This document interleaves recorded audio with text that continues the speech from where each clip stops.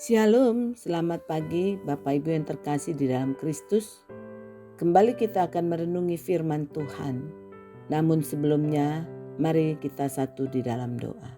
Bapa kami yang bertakhta di dalam kerajaan surga, kami mengucap syukur atas nafas kehidupan dan kesempatan untuk kembali datang ke hadirat-Mu di pagi hari ini.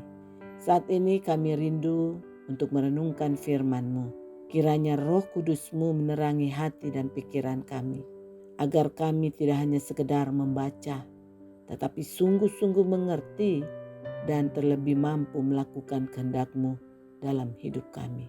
Hanya di dalam nama anak-Mu Tuhan Yesus Kristus kami berdoa. Amin. Saudara-saudaraku yang terkasih, pembacaan kita pagi hari ini terambil dari Efesus 5 ayat 1 sampai 10. Perikopnya hidup sebagai anak-anak terang. Sebab itu jadilah penurut-penurut Allah seperti anak-anak yang kekasih. Dan hiduplah di dalam kasih sebagaimana Kristus Yesus juga telah mengasihi kamu. Dan telah menyerahkan dirinya untuk kita sebagai persembahan dan korban yang harum bagi Allah. Tetapi percabulan dan rupa-rupa kecemaran atau keserakahan disebut saja pun jangan di antara kamu, sebagaimana sepatutnya bagi orang-orang kudus. Demikian juga perkataan yang kotor, yang kosong, atau yang sembrono, karena hal-hal ini tidak pantas. Tetapi sebaliknya ucapkanlah syukur. Karena ingatlah ini baik-baik, tidak ada orang sundal, orang cemar, atau orang serakah, artinya penyembah berhala yang mendapat bagian di dalam kerajaan Kristus dan Allah. Janganlah kamu disesatkan orang dengan kata-kata yang hampa, karena hal-hal yang demikian mendatangkan murka Allah atas orang-orang durhaka. Sebab itu, janganlah kamu berkawan dengan mereka. Memang dahulu kamu adalah kegelapan, tetapi sekarang kamu adalah terang di dalam Tuhan. Sebab itu, hiduplah sebagai anak-anak terang. Karena terang hanya berbuahkan kebaikan dan keadilan dan kebenaran. Dan ujilah apa yang berkenan kepada Tuhan. Amin. Saudara-saudaraku yang terkasih di dalam Kristus.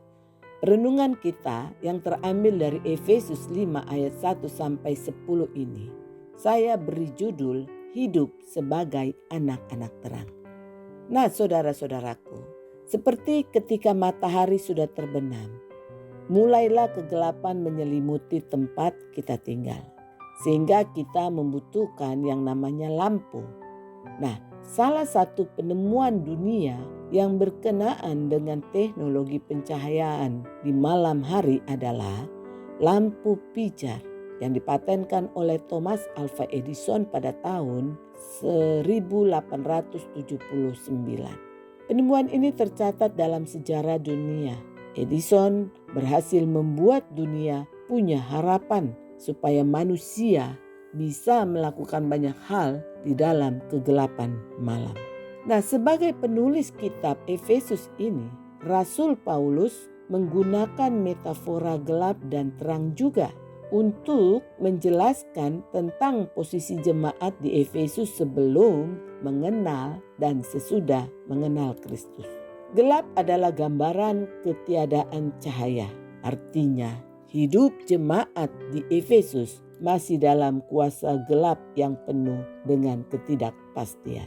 Dan terang adalah gambaran di mana Yesus berkuasa dan memberi harapan keselamatan di tengah-tengah ketidakpastian. Di sini Rasul Paulus mau mengingatkan supaya jemaat di Efesus tidak kembali lagi ke kehidupan lamanya seperti sebelum mengenal Kristus, dan mengajak jemaat untuk hidup dalam terang kasih Kristus supaya hidupnya berbuahkan kebaikan. Menjadi penurut Allah dengan hidup dalam kasih, meneladani pengorbanan Kristus, dan Paulus juga menegaskan agar menjauhi percabulan, keserakahan, dan perkataan kotor. Karena sebagai anak-anak terang, hidup harus menghasilkan kebaikan, keadilan, dan kebenaran. Ini adalah panggilan untuk meninggalkan kegelapan masa lalu dan hidup di dalam kekudusan. Nah, saudara-saudaraku, saya mau menceritakan sebuah ilustrasi yang berjudul Lampu Neon di Kandang Ayam. Diceritakan ada seorang bapak bernama Pak Budi yang sangat rajin beribadah. Nah, suatu hari dia merasa tempat kerjanya sangat gelap, dalam arti penuh dengan gosip, korupsi, bahkan saling menjatuhkan. Lalu ia datang kepada seorang pendeta dan mengeluh, "Pak Pendeta, rasanya saya tidak kuat lagi. Lingkungan kerja saya berdosa semua, maka saya mau pindah saja ke tempat yang lebih kudus." Kemudian pendeta itu tersenyum dan bertanya, "Pak Budi, kalau lampu neon ditaruh di tempat yang sudah terang benderang, gunanya apa?" "Ya, tidak kelihatan fungsinya Pak Pendeta," kata Pak Budi. Nah, jadi kalau lampu neon ditaruh di kandang ayam yang gelap gulita, itu baru berguna. Ayam-ayamnya jadi kelihatan, toh? Benar kan? Kata Pak Pendeta. Sama seperti kita, Pak Budi. Tuhan menempatkan Bapak bukan di tempat yang suci, tapi di tempat kandang ayam. Itu supaya terang Pak Budi bersinar, terlihat. Nah, kalau di sana gelap, Pak Budi jangan ikut gelap, tapi mari nyalakan lampunya. Jadilah satu-satu orang yang jujur, yang tidak bergosip, yang ramah.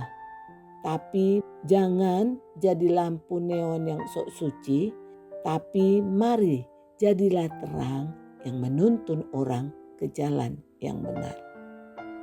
Nah, pesan moral dari ilustrasi ini yaitu bahwa kita dipanggil untuk menjadi terang dunia, bukan untuk bersembunyi dari kegelapan.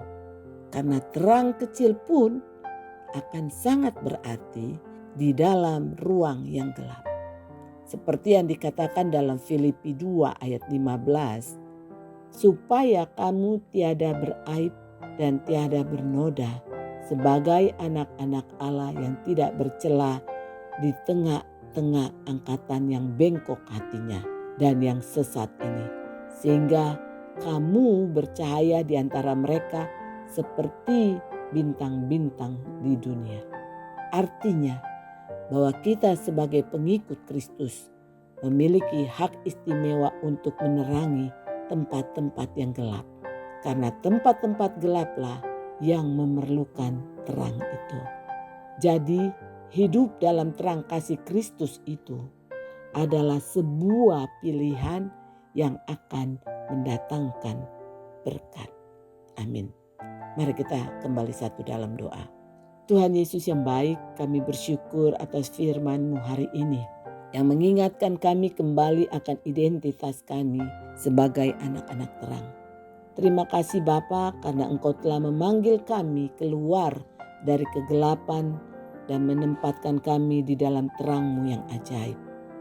Kami sadar bahwa di tengah dunia yang sering kali terasa gelap oleh kebencian, keputusasaan dan keegoisan, Engkau rindu agar hidup kami dapat memancarkan sinar kasih-Mu. Karena itu ya Bapa, bantu kami agar setiap perkataan kami membawa kesejukan, bukan perpecahan. Agar perbuatan kami menunjukkan kejujuran bahkan saat tidak ada yang melihat. Dan agar kehadiran kami membawa pengharapan bagi mereka yang sedang berputus asa. Jangan biarkan terang di dalam diri kami ya Bapa meredup karena kekhawatiran dunia. Tapi sebaliknya biarlah Roh Kudus-Mu terus membakar semangat kami untuk menjadi teladan dalam kebenaran dan kebaikan. Dan kiranya melalui hidup kami orang lain dapat melihat kemuliaan-Mu dan turut memuliakan Bapa di surga. Hanya ke dalam tangan-Mu ya Bapa, kami serahkan seluruh langkah hidup kami selanjutnya. dan jadikanlah kami pembawa damai dimanapun kami berada. Jadikanlah kami saksi-Mu agar hanya Engkau yang dimuliakan. Jadikanlah kami saksi-Mu agar hanya nama-Mu yang ditinggikan. Dalam nama Tuhan Yesus Kristus kami berdoa. Amin. Selamat pagi saudara-saudaraku. Marilah kita menjadi terang di tengah-tengah lingkungan kita hari ini, esok, dan selamanya. Tuhan Yesus Kristus memberkati. Amin.